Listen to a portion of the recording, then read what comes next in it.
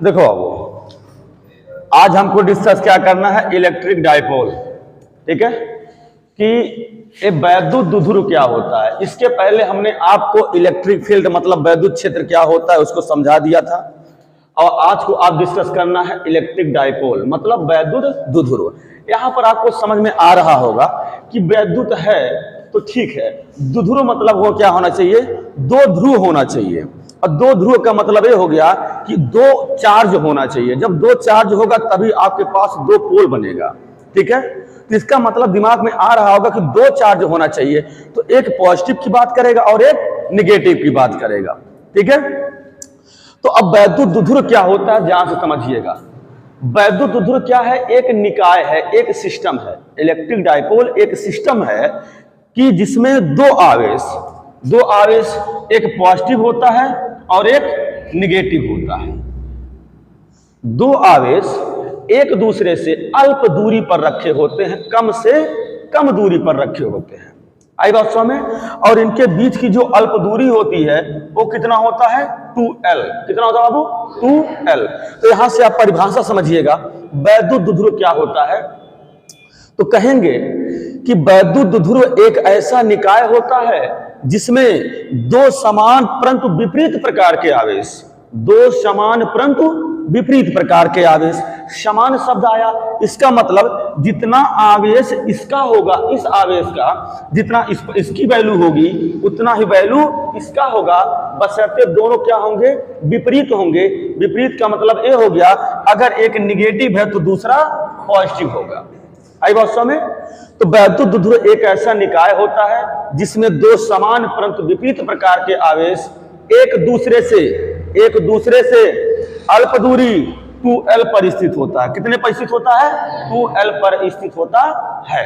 परिभाषा समझ में आ गया। डिस्टेंस है, दोनों आवेशों के बीच का डिस्टेंस है, एटलीस्ट डिस्टेंस, कम से कम डिस्टेंस कितना होना चाहिए, 2L होना चाहिए। आई बात समझ में। नहीं, इससे ज्यादा नहीं, तो अल्प दूरी 2L, इसके बीच की डिस्टेंस अल्प दूरी। हाँ नहीं, कम नहीं, अल्प दूरी बोल रहे हैं ना। हाँ ये बात समझ में आ गया। वैद्युत द्विध्रुव क्या होता है, सपोज करो इसके बीच की दूरी अल्प दूरी है, यहां पर एक माइनस क्यू है और यहां पर एक प्लस क्यू है। ठीक है, तो ध्यान से समझना, ये बन गया हमारा क्या, वैद्युत द्विध्रुव। वैद्युत द्विध्रुव क्या होता है बाबू, एक ऐसा निकाय है जिसमें दो बराबर परंतु विपरीत प्रकार के आवेश एक दूसरे से अल्प दूरी 2L पर स्थित होता है। आज मेरी बात समझ में आ गया। अच्छा, तो वैद्युत द्विध्रुव के बाद आता है बाबू एक शब्द है वैद्युत द्विध्रुव आघूर्ण। वैद्युत द्विध्रुव आघूर्ण, इसको कहते हैं electric dipole moment. Electric dipole moment. अभी कहा इलेक्ट्रिक डाइपोल मोमेंट क्या होता है भाई, सिंपल सी बात है, आघूर्ण वहीं पर उत्पन्न होता है जहां दो बल बराबर हो और दोनों विपरीत दिशा में लग रहा हो। ठीक है, आघूर्ण कहां उत्पन्न होगा, जहां दो बराबर बल हो और परंतु विपरीत दिशा में हो। अब ये बताइए, यहां पर एक आवेश यहां पर है और एक आवेश यहां पर है, इसका मतलब यह आवेश इसके ऊपर फोर्स अप्लाई करेगा और यह आवेश इसके ऊपर फोर्स अप्लाई करेगा। तो दोनों बल बराबर हुए कि नहीं हुए, बशर्ते दोनों बल बराबर बल है तो उनकी दिशा क्या होगी, विपरीत होगी। उनकी दिशा क्या होगा, विपरीत। ये माइनस आवेश है, इसकी दिशा इधर होगी, आई बस इसके बल की दिशा इधर होगी, और ये जो प्लस क्यू है इसके बल की दिशा इधर होगी। आई बात समझ में, क्योंकि हम पहले बता दिए हैं कि अगर धन आवेश है तो उसके वैद्युत क्षेत्र की दिशा जो होती है वह आवेश से अनंत की तरफ होता है, और ऋण आवेश की वैद्युत क्षेत्र की दिशा अनंत से आवेश की तरफ होता है। आई बात समझ में। तो इसका मतलब क्या, दोनों का फोर्स तो बराबर होगा, बशर्ते दोनों की दिशा क्या होगी, विपरीत होगी।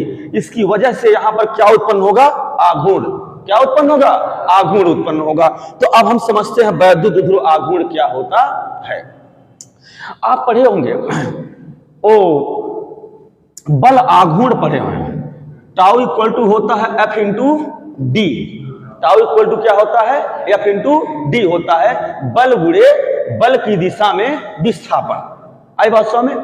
या बल की दिशा में, बल की दिशा के बीच लंबवत दूरी लिया जाता है बल आघूर्ण के लिए। तो ये बताइए, यहां पर एक माइनस क्यू आवेश है और यहां पर एक प्लस क्यू आवेश है। आई बात समझ में?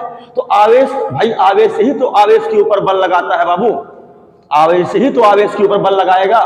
तो यहां पर ये बताइए, यहां पर एक आवेश, दोनों में से कोई एक आवेश हम कंसीडर कर लेते हैं, क्या? क्यू। क्या कंसीडर करेंगे? क्यू कंसीडर करेंगे। दोनों में से केवल हमको एक बल कंसीडर करना है, क्या? क्यू। तो क्यू हो गया, और दोनों के बीच की दूरी कितनी है बाबू? 2l। कितना है? 2l। तो यहां पर क्या हो गया? देखो, d की जगह पर 2l हो गया और f की जगह पर क्या हो गया?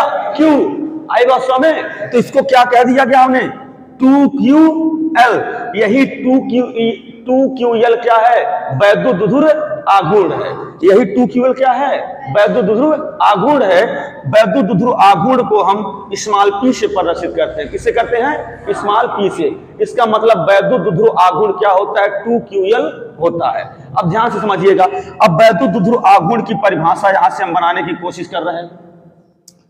वैद्युतद्रुव निकाय से एक आवेश और दोनों आवेशों के बीच की अल्प दूरी के गुणनफल को क्या कहा जाता है? वैद्युतद्रुव आघूर्ण कहा जाता है। पुनः रिपीट कर रहे हैं, P बराबर Q गुणे 2l, यही तो है वैद्युतद्रुव आघूर्ण। तो परिभाषा कैसे बनाएंगे कि वैद्युतद्रुव से एक आवेश और दोनों आवेशों के बीच की अल्प दूरी के गुणनफल को क्या कहा जाता है? वैद्युतद्रुव आघूर्ण कहा जाता है। मेरी बात समझ में आ गया? मेरी बात समझ में आ गया? अच्छा, अब इसका होता है मात्रक। इसका मात्रक क्या होगा? ये बताइए, आवेश का मात्रक क्या होता है? कूलाम। आवेश का मात्रक क्या होता है? कूलाम होता है। तो कूलाम हो गया बाबू। 2 है तो 2 का कोई मात्रक होता ही नहीं है, बाकी बचा l। l क्या है? दूरी है। दूरी का मात्रक मीटर। दूरी का मात्रक क्या होता है? मीटर। तो कूलाम मीटर। वैद्युतद्रुव आघूर्ण का मात्रक क्या होता है? कूलाम मीटर होता है। वैद्युतद्रुव का आघूर्ण क्या होता है? कूलाम मीटर होता है। उसके बाद अगर इसके बीमा की बात करते हैं तो आवेश है, आवेश की बीमा क्या होती है? AT। आवेश की बीमा क्या होता है? AT। और 80 हो गया। और यहां पर क्या है बाबू? L। यहां पर क्या है? L। L क्या है? लंबाई, और लंबाई की बीमा L। तो यहां पर क्या हो गया? LAT। LAT। वैद्युतद्रुव आघूर्ण की बीमा क्या होता है? LAT होता है। इसको थोड़ा सही तरीके से लिख दिया जाए तो LTA क्या होता है बाबू? LTA होता है। मेरी बात सबको क्लियर है?